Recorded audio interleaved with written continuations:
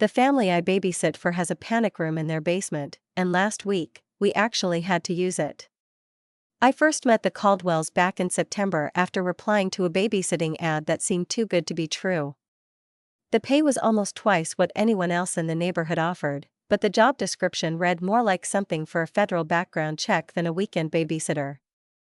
They wanted at least 3 references: CPR certification, a mandatory background screening, and availability for emergency overnight stays on less than an hour's notice. It sounded strange, but the pay was generous, and I needed every dollar to chip away at my student loans. When I finally met Catherine Caldwell, she invited me to a downtown cafe instead of her house. For the first half hour, she didn't ask a single question about kids. Instead, she wanted to know how I handled high-stress situations, whether I'd ever had to make a split-second decision that affected someone's safety, and if my family had any history of addiction or mental illness. I answered truthfully, but part of me wondered what kind of babysitting job required crisis management training. Catherine was in her late 30s, stylish but not flashy, the kind of person who radiated quiet control. She explained that her husband, Dominic, worked in financial consulting and often traveled overseas for weeks at a time. Their 2 children, Finn, 10, and Iris, 7, were bright and well-behaved, as she put it. They'd recently relocated for Dominic's work and were still getting settled. Catherine worked from home doing data analysis, which she didn't elaborate on, and needed someone reliable for after-school help and some evenings. Everything sounded normal until she casually mentioned that the house had some unusual security features I'd need to learn. She said it so matter-of-factly that I almost brushed it off, but there was something in her tone that made my stomach tighten. When I asked what kind of features, she smiled politely, though her eyes stayed cold. "We'll go over all that your first day," she said. The Caldwell's house sat in one of those manicured new developments where every home looks nearly identical, sleek, modern, and spotless, with double garages and identical mailboxes. From the outside, it looked like the definition of normal suburban life. But the moment Catherine gave me the tour, that illusion started to crack. Every window was fitted with a sensor that beeped if opened more than a few inches. Cameras were mounted in every common area, living room, kitchen, hallway, though Catherine assured me they were for security only and not monitored unless necessary. The doors required fingerprint access, and she added mine into the system while mentioning that only 4 people had clearance: her, Dominic, me, and their previous sitter. The kids didn't have access codes, which she said was part of teaching them responsible security practices. I nodded, pretending this all felt ordinary. Finn and Iris were unusually quiet and polite for their ages. Finn had his mother's dark hair and cautious eyes, and Iris, tiny and blonde, chewed her lip when she was nervous or deep in thought. They said please and thank you for everything, almost like they were afraid not to. When Iris accidentally spilled her juice that first afternoon, she burst into tears, apologizing over and over like she'd committed a crime.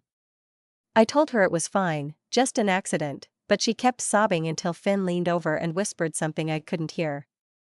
Only then did she calm down. For the rest of the day, both children moved quietly, careful not to make a sound.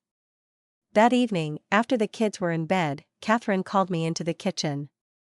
"There's one last thing I need to show you," she said.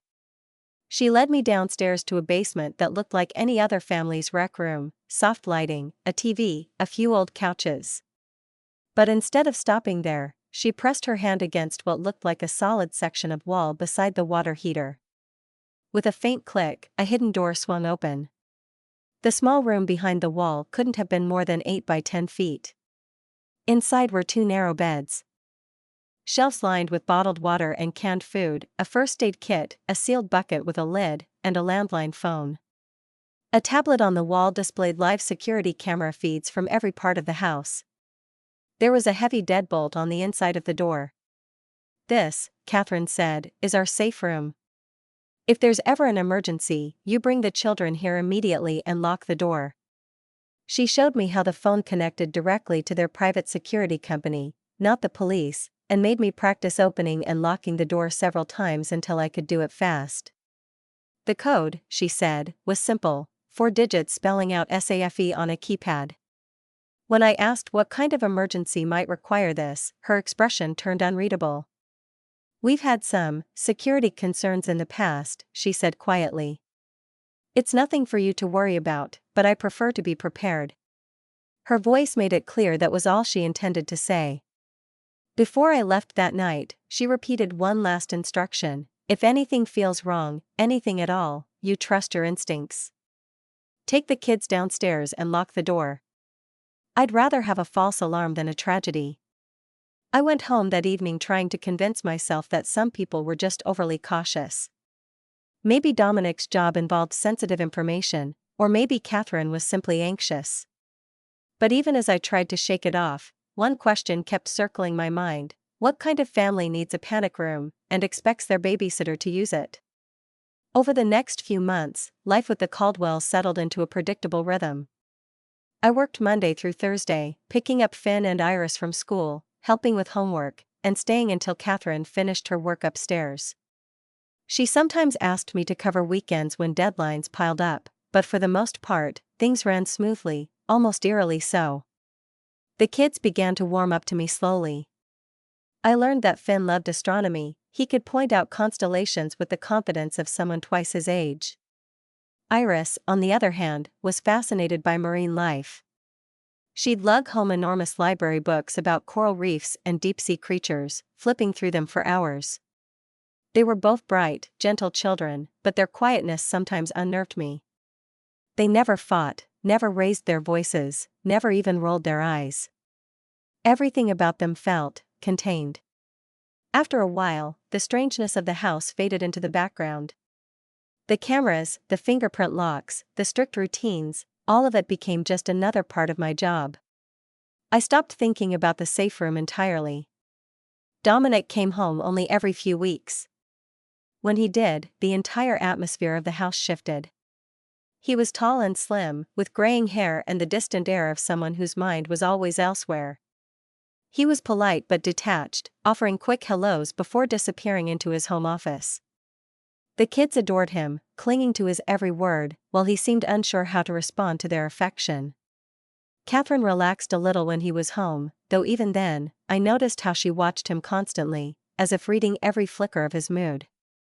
One evening, as I was heading out, Dominic had just returned from a trip. Their voices drifted from the kitchen, sharp, tense, and urgent. I didn't mean to eavesdrop, but the tone stopped me cold. Catherine's voice was low but cutting. "You said this would be over months ago." "You promised." Dominic answered quietly, "I'm handling it, Kate. You just need to trust me." I slipped out before they saw me, pretending I hadn't heard a thing. But the uneasy feeling lingered long after.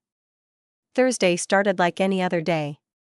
I picked the kids up from school at 3:15, stopped at the library so Iris could return her ocean books, and let Finn check out a thick astronomy guide way above his reading level. We got home by 4, and I set out apple slices and peanut butter while they worked on their homework. Catherine was upstairs in her office, her door closed for a video call. At 5:30, the quiet broke. Both kids froze mid-sentence, staring toward the front of the house. I hadn't heard anything at first, but then I caught it, the crunch of tires on gravel. A car pulling into the driveway. Nothing unusual about that, except Dominic wasn't due home for another week, and Catherine hadn't mentioned expecting anyone. I walked to the window and peered through the blinds. A black SUV sat behind Catherine's car. 2 men in suits stepped out. They moved with a kind of deliberate precision that made my pulse speed up. The doorbell rang. I tapped the tablet by the door to pull up the camera feed. Both men stood on the porch wearing sunglasses, even though the light was fading. One held up a badge to the camera. "Federal agents," he said. "We need to speak with Mr. Dominic Caldwell." Something about it felt wrong, too abrupt, too rehearsed. My mouth went dry. I called upstairs, "Mrs. Caldwell?"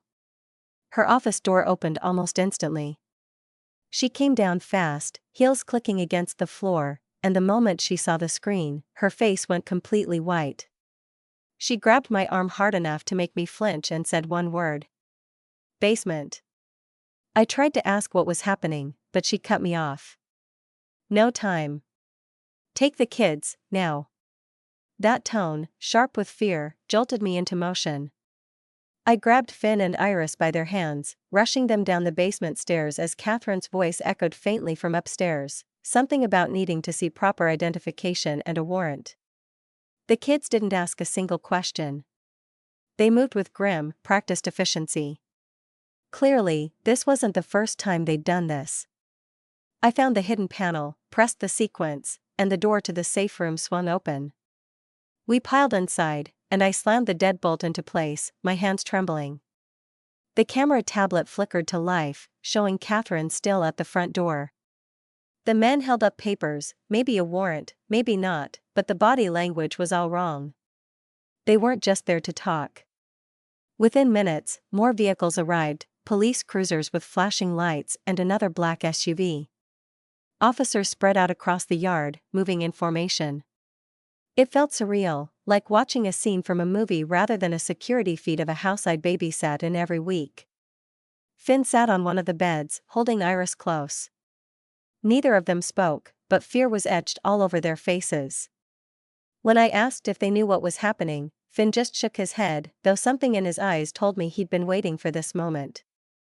Mom said there might be a day people came asking about Dad, he whispered. If that happened, we were supposed to come down here and wait. Iris murmured that their father was in trouble, but she didn't know why. She told me this wasn't the first time they'd moved because of him, that every few months, their mother said they had to start over for work. I tried to steady my hands enough to call 911, but Finn stopped me. We're not allowed, he said quietly. Mom said we only call that phone. He pointed at the landline on the wall. I lifted the receiver, it automatically dialed.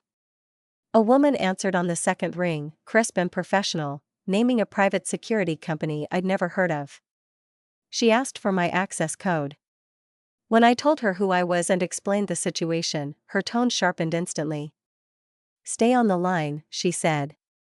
Do not open that door for anyone except Mrs. Caldwell or Mr. Caldwell themselves. Do you understand? I nodded even though she couldn't see me. She continued, if anyone else tries to enter, even police, you call this number immediately. Her words were calm, rehearsed. Help is on the way.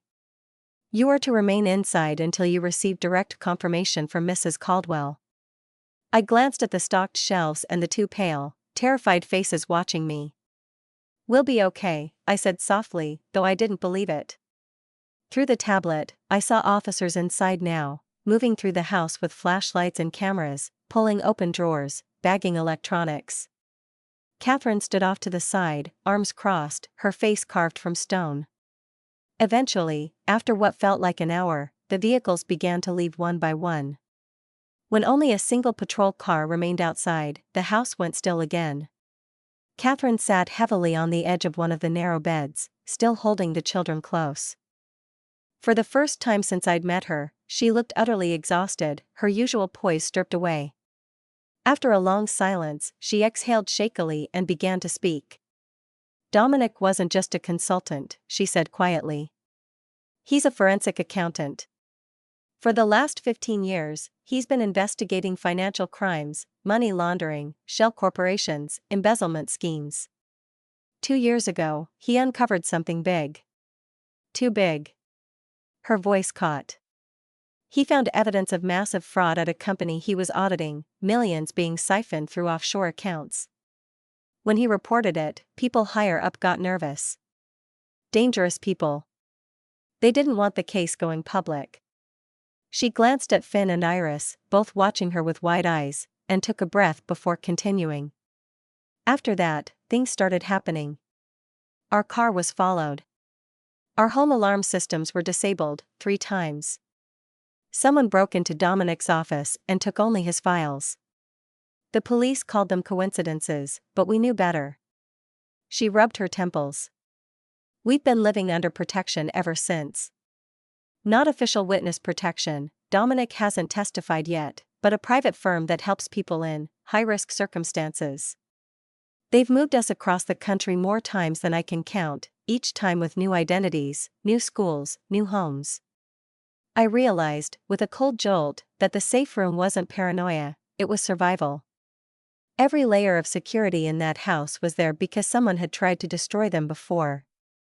They came tonight because Dominic's about to testify, Catherine said, her voice low. The case is moving forward, and the people involved are desperate. The agents were real, just not the kind we were expecting. Dominic's already in protective custody somewhere safe. They wanted to bring us in too, but I needed to confirm everything first. I sat there in stunned silence. The events of the past few hours, federal agents, hidden doors, private security calls, suddenly made terrible sense. So, this isn't over? I asked. Catherine shook her head. No. It's barely started. We stayed in the safe room overnight. Catherine insisted it was safer than leaving before sunrise. She turned the camera feeds on loop, eyes glued to the tablet as if sheer vigilance could keep danger at bay. Finn and Iris eventually fell asleep, curled together on one of the beds. I drifted in and out of uneasy dreams, waking every time the floor above creaked. At dawn, Catherine's phone rang. She answered instantly, listening more than she spoke. When she hung up, her expression was grim but composed. "We're leaving," she said. 2 hours. Pack light, 1 bag each. The next few days blurred together in a haze of motel rooms and interstate highways. We drove in silence most of the time, switching cars twice and never staying in one place for more than a night. Catherine paid cash for everything: rooms, food, gas, peeling bills from an envelope that seemed bottomless. The kids did schoolwork on tablets, as if this were just another road trip, though their eyes betrayed the truth, this was a life they knew too well. She took phone calls behind closed doors, sometimes whispering in the motel bathroom with the shower running to mask her voice. I didn't ask who she was talking to. Part of me didn't want to know.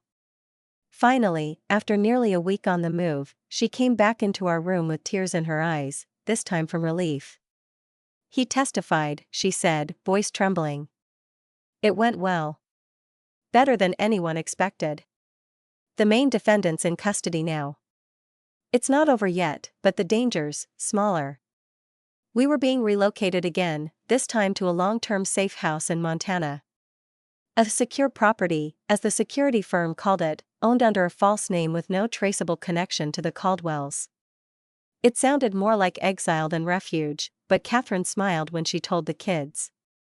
"It's going to be peaceful," she said. "We'll be safe there." I wanted to believe her. The new house sat on 40 acres of wilderness, miles from the nearest neighbor. Mountains ringed the horizon, and pine trees whispered in the wind. The air was so still it almost felt unreal. Inside, though, it was familiar, almost identical to the Caldwell home we'd left behind. Cameras in every hallway, reinforced locks, and another safe room hidden in the basement. This one was larger, better equipped, with bunk beds and a wall of emergency supplies. Catherine told me I could stay or leave, that she'd pay me through the end of the year either way. I looked at Finn and Iris, at how fragile and brave they were, and said I'd stay until the trial ended. Days in Montana passed slowly. Mornings were for homeschooling, afternoons for walks through the endless woods, and evenings for movies and board games. Catherine worked remotely, rarely leaving her office except to check the security system. Once a week, she let the kids video chat with Dominic through a secure line monitored by federal agents. The calls were always short, but the way the kids clung to the tablet screen broke my heart. 3 weeks in, the quiet began to feel normal. We'd started to believe that maybe, just maybe, the danger was behind us. Then, one night, the power went out. The days in Montana had been quiet, so quiet that the silence itself began to feel like safety. We'd fallen into a rhythm, mornings spent on schoolwork, afternoons exploring the woods, and evenings by the fireplace. For the first time since everything began, the kids laughed freely. Catherine even smiled sometimes, the tightness in her shoulders softening little by little. But peace, I would learn, never lasts long in a life built on running. It happened on a Tuesday night. The sun had just slipped behind the mountains, and we were halfway through a movie when the lights went out. Total darkness. The silence afterward was so thick it felt alive. Then, a low hum, the generator kicking in, brought a flicker of light back to the house. Catherine didn't relax. Her entire body went rigid. "Stay here," she said, already reaching for her tablet to check the security feeds. Every screen showed the same thing: stillness. The driveway empty, the tree line unmoving. "No vehicles, no motion triggers," she muttered. "Still, something's off." She made a call immediately, her voice calm but clipped. "Power just cut out at Site Delta. Backup online. Requesting system diagnostics." A pause. "Yes. We'll shelter if necessary." When she hung up, she turned to me. "Pack a small bag for each child, just in case." I wanted to believe it was a coincidence, just a fallen branch, a glitch, anything ordinary, but the tension in her voice said otherwise. While I gathered the kids' things, I heard something outside. A soft scraping noise, like wood shifting. Or footsteps. Catherine froze. "Did you hear that?" Before I could answer, she grabbed the emergency phone and dialed. Her tone sharpened. "We might have company. Send someone to check the lines." Then she looked at me. "We're going down. Now." We moved quickly and quietly. Finn and Iris didn't protest, they knew the routine by heart. Catherine opened the hidden panel, ushered us inside, and sealed the door behind us. Even underground, the generator's faint vibration buzzed through the concrete floor. The cameras showed nothing unusual, no headlights, no figures. The forest outside looked calm. Still, Catherine didn't take her eyes off the screens. "They said it was probably a downed line," she whispered, "but we'll stay here until morning." We tried to make it feel normal. I played cards with the kids under the low light of a single lamp. Catherine sat cross-legged on the floor, tablet balanced on her knees, flipping through every camera feed in slow, methodical silence. Hours crawled by. Around 2:50 a.m., I must have drifted off, because the sound of Catherine's whisper jolted me awake. Her voice was barely audible. "They're here." On the screen, a dark pickup truck crept up the long gravel driveway, no headlights, just the faint reflection of moonlight on its hood. My stomach turned to ice. Catherine was already on the phone, whispering urgently. Vehicle approaching without lights. 2 male figures. Both armed. Her tone was calm, but her hands shook as she tightened her grip on the receiver. The truck rolled to a stop near the front porch. 2 men climbed out. Both wore dark clothes and carried something long, maybe crowbars. Maybe rifles. They moved like people who'd done this before. Catherine ended her call and looked at me. "Wake the kids." Quietly. I touched Finn's shoulder. His eyes opened instantly, wide and alert. Iris clutched her blanket, trembling. I pressed my finger to my lips, and we sat together in silence, the only light coming from the blue glow of the monitor. On the feed, the intruders tested the front door. When the biometric lock held, one of them knelt and started working on it with a tool. The other circled around the house, shining a narrow beam of light along the windows.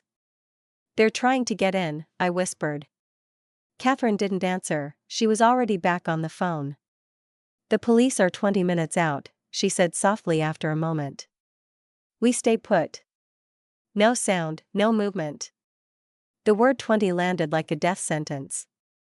Upstairs, a faint crash echoed through the structure, wood splintering, glass breaking. They were inside. Through the cameras, we watched them sweep the main floor. Their movements were fast and efficient, not the panicked chaos of thieves. They were searching for something, or someone. One went upstairs, the other moved through the living room, methodically opening doors and cabinets. Then came the sound I'd been dreading, footsteps descending the basement stairs. My heart pounded so loud I was sure it would give us away. Catherine motioned for silence, pressing a finger to her lips. On the monitor, the man's flashlight beam swept across the rec room, the couches, the storage shelves, the carpet. Then it paused right in front of our hidden wall. He was so close I could see the reflection of his light on the steel behind the panel. He didn't notice the seam. For a few eternal seconds, he stood there, breathing heavily. Then he pulled out his phone and made a call. Catherine turned the volume up just enough for us to hear. "House is clear," the man said. "No one's here. We've checked everything, including the basement." A pause. "Yeah. We'll pull out." He pocketed the phone, turned, and climbed the stairs. We stayed frozen long after the sound of footsteps faded. On the cameras, we watched both men reappear at the truck, climb in, and drive off into the dark. Catherine didn't speak for 20 minutes. She sat watching the feeds, eyes unfocused, every muscle in her body coiled like a spring. When the police finally arrived, sirens flashing in the distance, she made them hold up their IDs to the camera before she even considered unlocking the safe room. The house was a mess. The front door's lock was torn apart, several windows cracked. The officers found pry marks where the intruders had tried multiple entry points. They took statements, reviewed the camera footage, promised to circulate the images.